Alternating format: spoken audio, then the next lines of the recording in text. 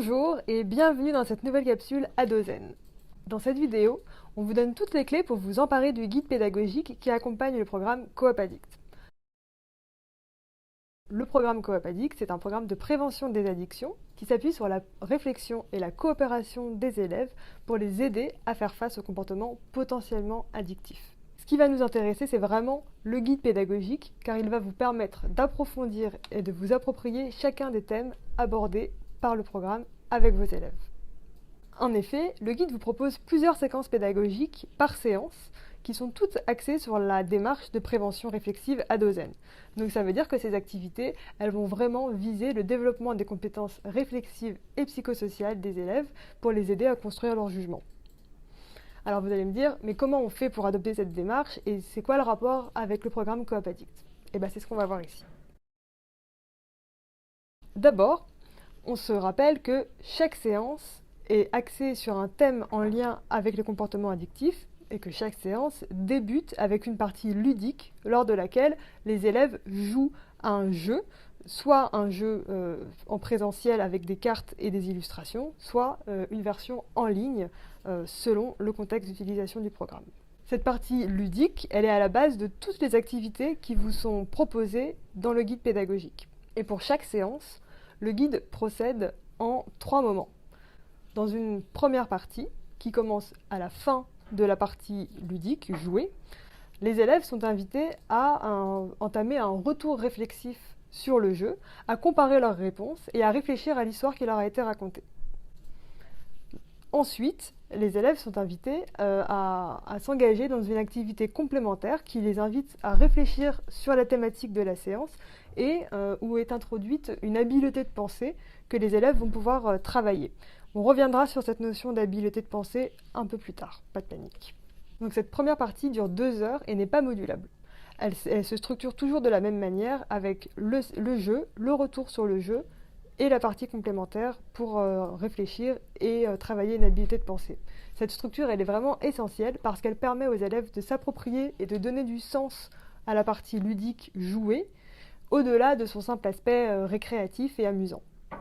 Une deuxième partie vous propose entre 4 et 6 activités pédagogiques qui vont permettre aux élèves d'approfondir la thématique et de poursuivre leur réflexion, d'acquérir des compétences psychosociales et réflexives. Donc ces séquences pédagogiques, elles ont une durée variable et vous verrez que dans le guide, on vous suggère à chaque fois une durée minimale et on vous propose également des options pour moduler les activités et les adapter au mieux à votre contexte d'application. Et enfin, une troisième partie vous propose d'introduire un dialogue réflexif dans la classe pour inviter vos élèves à discuter et à délibérer autour d'une question en lien avec la thématique de la séance. Vous trouverez en annexe du guide une fiche animée un dialogue réflexif qui vous donnera des éléments complémentaires pour vous guider, vous aider et vous outiller aussi pour mener un dialogue avec vos élèves. En fait, l'idée du guide, c'est vraiment de vous livrer un matériel pédagogique clé en main, tout en vous laissant la liberté de vous l'approprier. Le but, c'est de vous accompagner dans l'adoption de la posture pédagogique Adozen que vous allez devoir adopter pour mener le programme Coop Addict. C'est une posture particulière et il nous a semblé important de prendre un moment avec vous dans cette vidéo pour la préciser. Alors, de quoi il s'agit? Alors, cette posture, on peut dire qu'elle repose sommairement sur 2 éléments. D'abord, la coopération et la participation des élèves. C'est-à-dire que vous allez devoir les encourager à prendre un rôle actif dans la discussion qui sera alimenté par leurs propos. Dans ce cadre, votre rôle à vous, c'est de mettre en place un climat favorable à la participation, à la confiance et au respect entre les élèves. Donc en fait, ici, il s'agit aussi de quitter sa posture d'enseignant, qui implique forcément aussi une posture de sachant, parce que vous transmettez des connaissances à vos élèves, mais plutôt d'entrer dans un dialogue avec eux en instaurant une relation plus horizontale. Ensuite, le but des activités, ça reste vraiment de développer le jugement des élèves et de les amener à penser par eux-mêmes.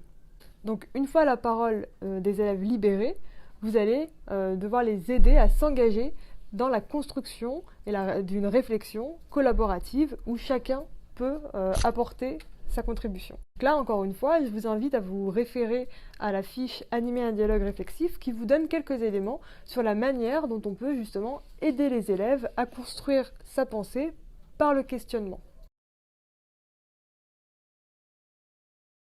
Dans le guide, la particularité des activités pédagogiques qu'on vous propose, c'est qu'elles introduisent des habiletés de pensée.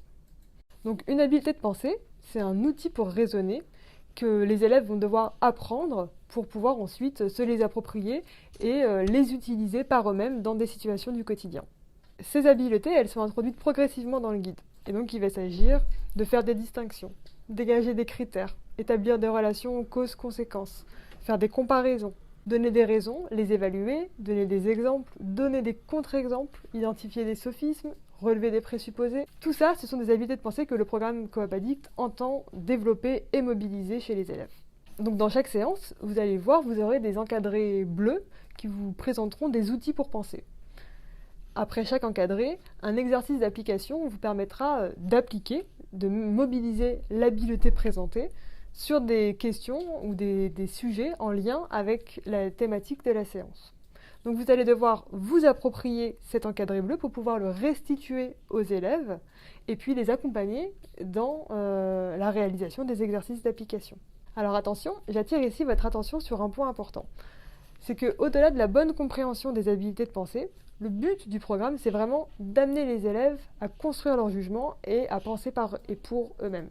Donc les exercices d'application, ils vont toujours aussi introduire des éléments de réflexion sur la thématique qui est abordée dans la séance. Ces questions-là, elles n'auront pas de bonnes réponses toutes prêtes ou une seule réponse possible. Le but, c'est vraiment que les élèves puissent construire leurs propres réponses, que vous allez devoir les aider à mettre en forme cette réponse personnelle et le fruit d'une réflexion collaborative.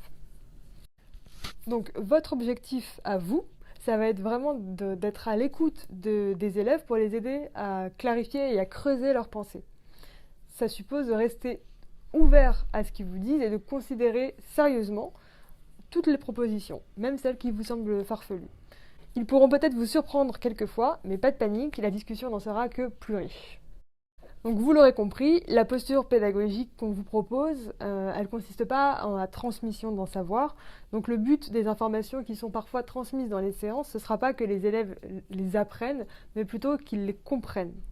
En fait, ce qu'on vise, c'est vraiment qu'ils soient capables de mettre en lien les informations avec leur expérience, leurs choix et leurs actions. Un dernier point qui nous semble vraiment important de souligner, c'est que de la même manière que nous, on invite les élèves à se questionner, on se doit de rentrer nous-mêmes dans une posture familière avec le doute, dans une posture de questionnement, pour se mettre finalement nous-mêmes en recherche et développer une réflexion personnelle en amont sur les thématiques qu'on va aborder avec les élèves. Donc qu'est-ce que moi, personnellement, je pense de cette question ? Quelles seraient les différentes perspectives qu'on pourrait adopter sur tel problème?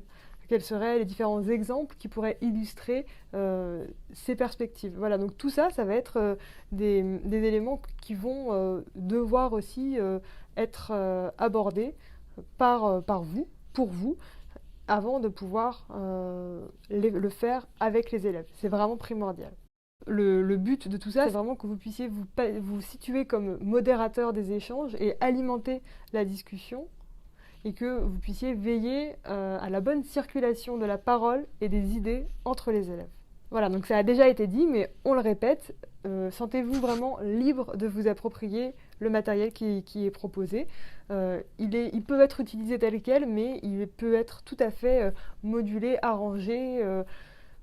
Le but, c'est vraiment que vous vous sentiez à l'aise de l'utiliser, parce que c'est la condition même pour que vous puissiez mener les élèves avec vous dans ce travail. Donc on espère que cette vidéo, elle vous aura permis de mieux comprendre ce que le guide vous propose et de vous l'approprier de la manière la plus utile pour vous. Et on vous souhaite des discussions avec vos élèves riches et stimulantes. N'oubliez pas que nos volontaires en service civique sont disponibles et sont là pour vous aider à encadrer le groupe ou même à animer quelques séquences pédagogiques. Sachez aussi qu'un programme de formation est proposé avec le programme Coop Addict et on vous invite à vous inscrire à nos formations qui vous permettront d'approfondir la démarche qui a été évoquée dans cette vidéo. D'autres vidéos vous attendent sur la chaîne Adozen. N'hésitez pas à partager et n'hésitez pas à nous poser des questions. On va être très content d'y répondre. Merci et à bientôt.